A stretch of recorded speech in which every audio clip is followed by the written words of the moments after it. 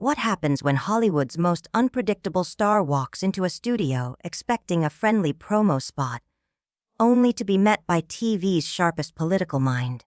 You get the kind of live television that trends before the segment's even over. The morning started like any other at Good Morning America. Studio lights warmed up, producers buzzed through last-minute notes, and Mark Wahlberg adjusted his mic with the casual confidence of someone who's sat in that chair more times than he can count.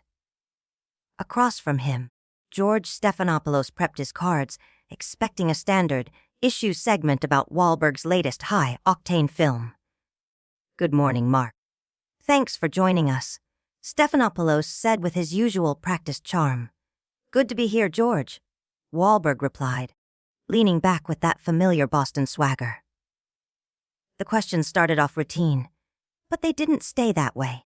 "Some critics say you're just playing the same role in every movie," Stephanopoulos said. "How do you respond?" Wahlberg's smile flickered. "Maybe those critics should try watching the films. Every character I play comes from a different place. They've got different scars." But Stephanopoulos pressed further. "Isn't there a pattern, though? The blue-collar guy with a chip on his shoulder who ends up saving the day.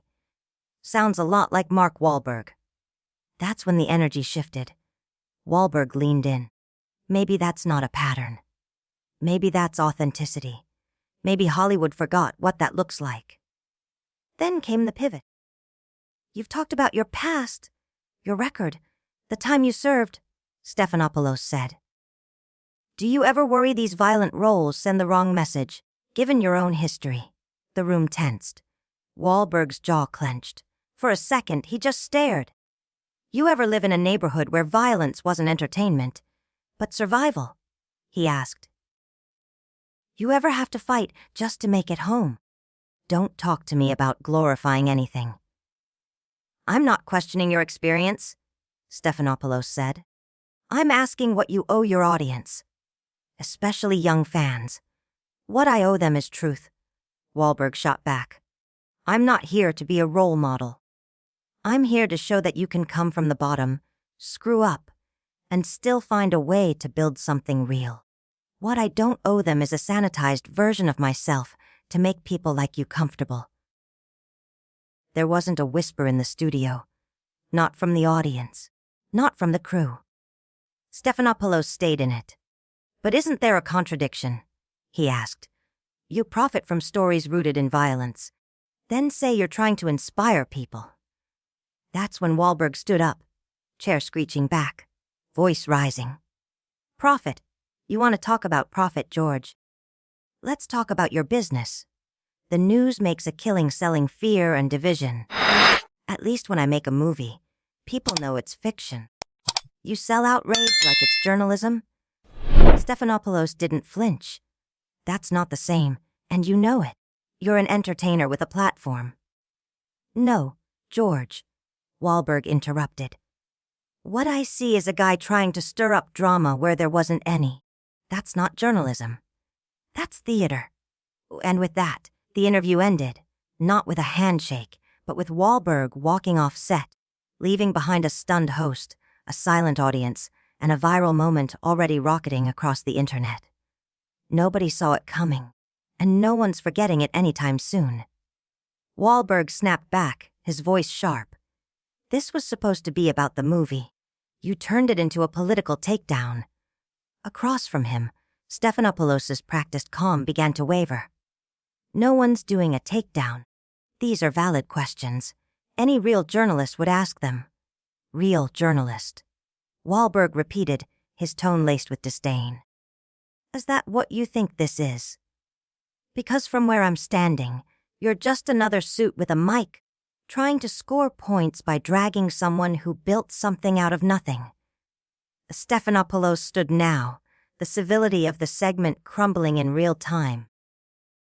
"I've been doing journalism longer than you've been making movies, Mark. I don't need a lecture on integrity from a guy whose version of character growth is figuring out a new way to throw a punch." The insult landed. Wahlberg's face flushed red. For a moment, the Hollywood polish peeled back, revealing the fighter from Dorchester underneath. "That what you think I am?" Wahlberg said quietly, dangerously. "Just some meathead who got lucky." Stephanopoulos adjusted his tie, a subtle but telling twitch. "I didn't say that. But let's not pretend your career hasn't followed a formula. You play one kind of man." "You're right," Wahlberg said, stepping forward, hands on the desk. "I play men who matter. Men who come from places like I did. Men who've been ignored. My work gives them a voice." "What do you do, George?" "Sit behind a desk and try to trap people with clever questions." The tension rippled through the studio. Crew members exchanged worried looks. No one was sure whether to intervene or let the segment keep spiraling. The next commercial break was still minutes away. "My job," Stephanopoulos said tightly, "is to hold powerful people accountable. When someone has your reach, they should expect that." Wahlberg's Boston accent thickened. "Accountable for what?" "For making movies that show people how to get up after they've been knocked down. Or are you trying to hold me accountable for daring to succeed without going to the right schools or having the right connections?" Stephanopoulos wasn't backing down. "I'm trying to have a real conversation about the messages in your work, especially how they land with young men who see violence as strength." Wahlberg let out a bitter laugh. "Have you even watched my films, George? Or just skimmed the studio summaries your team gave you? If you had, you'd know violence is never glamorized. It's shown as a burden, a last resort, something that costs. But it's still the weapon your characters use to win," Stephanopoulos argued. "What does that teach the audience?" Wahlberg shook his head in frustration. "It teaches them that sometimes, when no one else steps up, you have to. That good people have to fight back. But of course you wouldn't get that. You've never had to fight for anything except airtime." The jab hit home. Stephanopoulos' jaw tightened. "That's not just unfair, Mark. It's dishonest. Journalism doesn't mean living every story. It means asking hard questions." "Does it?" Wahlberg challenged. "Because what it looks like from here is you showed up with a narrative already locked in. You weren't interested in the truth. You wanted a soundbite. I came in with questions about your work, its reach, its influence." Stephanopoulos shot back. "If you can't take that heat, maybe you're not cut out for publicity." That did it. Wahlberg's eyes flared. "Heat. I've lived under heat my entire life. Scrutiny from cops, courts, critics, and every smug commentator who thinks they know who I am. But the difference between me and you, I don't pretend to be objective. I've owned my story." Stephanopoulos fired back, cool but cutting. "Then own this moment, because right now, it looks like you're walking out." The words hit like a slap. Wahlberg froze. The studio, the cameras, the crew, all waited. He stood there, breathing hard, the accusation hanging in the air like a dare. Are you walking away because it's hard, or because he's right? When Wahlberg finally spoke again, his voice dropped to a low, simmering growl. "You think I'm running away?" Stephanopoulos saw an opening and stepped into it. "I think you're used to interviews that ask about your abs and your box office numbers. And when someone challenges you to think critically about your work, you call it an attack. Defensive." Wahlberg repeated the word like it left a bad taste in his mouth. "You want to see defensive? Look in the mirror. You came in with an agenda, and now you're hiding behind your credentials to pretend this isn't what you planned all along." "I'm doing my job," Stephanopoulos insisted. "Your job." Wahlberg snapped, his voice rising. "Your job is supposed to be about truth, right? Informing people. But that's not what this is. This is you fishing for a viral moment because your show's bleeding relevance. You don't care about my film. You care about clicks." The jab landed. Stephanopoulos' expression faltered for the first time. "That's absurd," he said, but there was no strength behind it. Good Morning America is still the top-rated morning show. "Is it though?" Wahlberg cut in. "Because what I hear is that you're struggling to stay in the game while people scroll past your interviews on their phones. So you invite someone like me, hoping I'll give you a headline. Wahlberg melts down. Nobody wanted that, Stephanopoulos said, attempting to steady the ship. We wanted an intelligent conversation. Wahlberg scoffed. No, George. You wanted a spectacle. And congrats, you got one. You don't want real dialogue. You want to twist a quote into outrage bait, so you can trend on social media. Stephanopoulos squared his shoulders. If this is how Hollywood's leading men handle questions, then maybe the critics are right about the industry. That condescending note was the final push. Wahlberg's fists clenched at his sides, his whole body visibly vibrating with restraint. You know what, George? He said, voice tightening. You're right about one thing, this conversation. It's done. He began removing his mic, but Stephanopoulos wasn't finished. So that's it, he said. When it stops being flattering, Mark Wahlberg just walks off. That's the kind of hero your movies sell. The guy who bails when things get uncomfortable. The words hit like a slap. Wahlberg froze, hand hovering over the mic clip. Slowly, deliberately, he turned back towards Stephanopoulos. The look in his eyes made half the studio crew instinctively back away. What did you just say? Wahlberg's voice was barely audible, but it rang through the studio with ice-cold clarity. Stephanopoulos hesitated, but pride pushed him forward. I said maybe this. This is who you really are. Someone who talks tough but folds under real scrutiny. Wahlberg took a step forward, then another. He didn't sit down. He stood just inches from the anchor desk, towering over Stephanopoulos like a storm.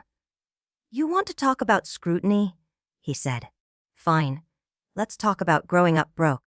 Let's talk about seeing your friends disappear, into graves, into jail cells, into systems designed to erase them. Let's talk about making mistakes that could have ended me.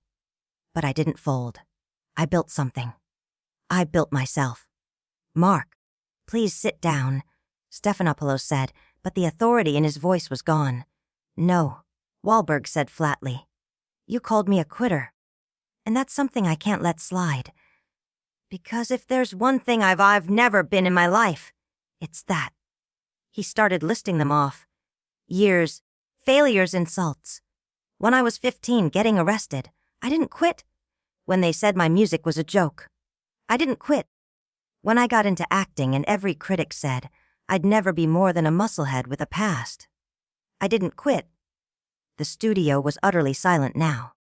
Even the crew members, even the audience, locked in unsure whether they were witnessing a breakdown or a breakthrough. But what really gets me? Wahlberg said, voice heating with every syllable. You, sitting there in your $1,000 suit, judging me.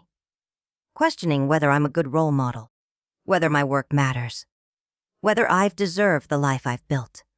But what have you built, George? What have you created that didn't already exist before you showed up? Stephanopoulos tried to interject. Mark, you're misunderstanding.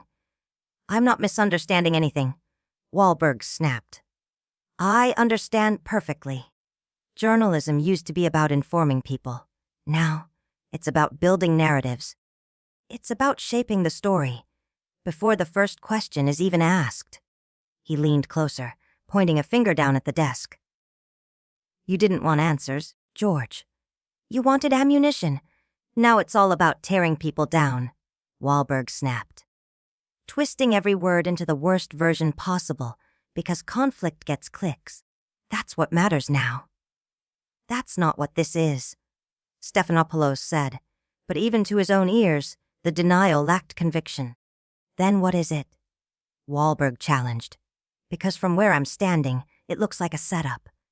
You invited me on to talk about my film. Instead, you spent 15 minutes trying to paint me as some one-dimensional thug. And now that I won't play along, I'm the problem. In the control booth, the director gestured wildly for a commercial cut. But no one moved. The cameras kept rolling. Everyone knew this wasn't an interview anymore. It was a reckoning. Stephanopoulos tried to steady the ship. Mark, think you're being overly sensitive to fair questions about your influence on culture. Overly sensitive. Wahlberg laughed, sharp and bitter. George, let me explain sensitive to you. Sensitive is growing up with nothing and being told you're stupid because of your zip code. Sensitive is fighting your way out, working every damn day to build something, only to have it reduced to dumb luck. Sensitive is finally getting a platform to tell real stories, and then watching someone like you act like all I do is throw punches. I never said that, Stephanopoulos interjected. You didn't have to, Wahlberg shot back. It was in every question, every insinuation, every smug. Gotcha dig at where I came from. He took a step closer, voice lower now, but more dangerous. And here's the real irony. You accuse my movies of glorifying violence, but you're the one who came here looking for a fight. Silence. The words echoed like a gunshot. Even Stephanopoulos seemed to recognize he'd crossed a line. His tone softened.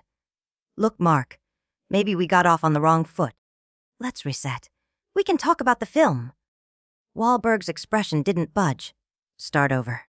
You don't get to drag me through the mud for 20 minutes and then ask for a do-over when the optics shift. This is who you are. This is what you do. You build your platform on tearing people down. That's not fair, Stephanopoulos said quietly. Wahlberg shook his head. You want to talk about fair. Is it fair that you get to sit there and question my entire life's work through a lens you never earned the right to use? Is it fair that you get to poke at my background, my past and my art, while hiding behind this fake neutrality? Mark, I'm sorry if you felt attacked.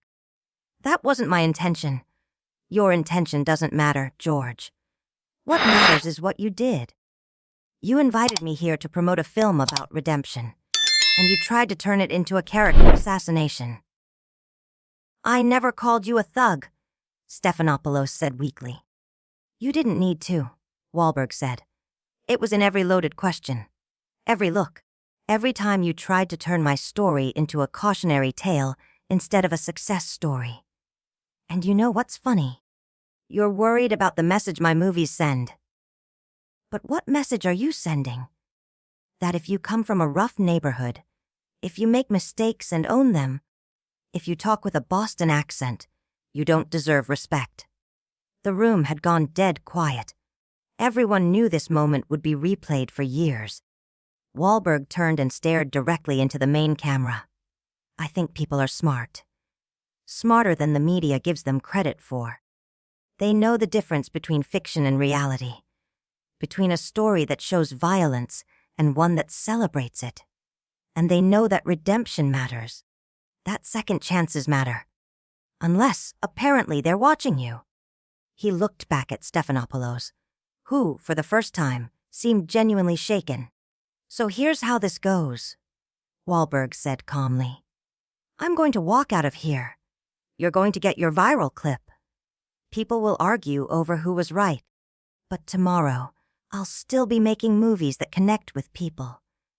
And you'll still be behind this desk, looking for the next target to chip away at. He unclipped his mic. Stephanopoulos made no move to stop him. Wahlberg paused, one last look at the host. And next time you want to talk about my work, watch it first. You might finally learn the difference between glorifying violence and showing its cost. He set the microphone gently on the desk.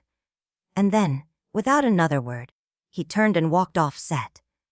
The camera followed him until the studio doors swung shut behind him, leaving Stephanopoulos alone, speechless, and visibly rattled. Several long seconds passed before he looked into the camera and muttered, "We'll be right back after this break." But everyone watching knew. TV history had just been made. So what do you think? Did Wahlberg cross the line, or was Stephanopoulos asking for it? Let us know in the comments. And don't forget to subscribe for more unforgettable moments when celebrities take back control. Live, unfiltered, and unflinching.